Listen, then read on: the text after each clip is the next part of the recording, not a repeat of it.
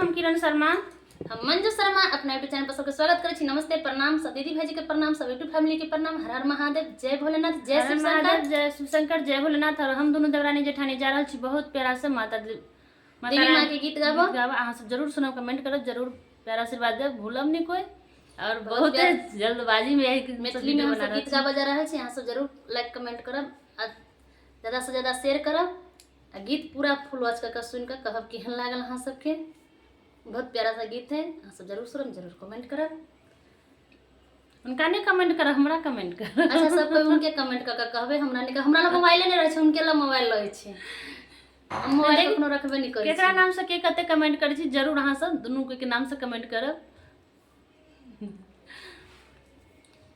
खोलही के बारी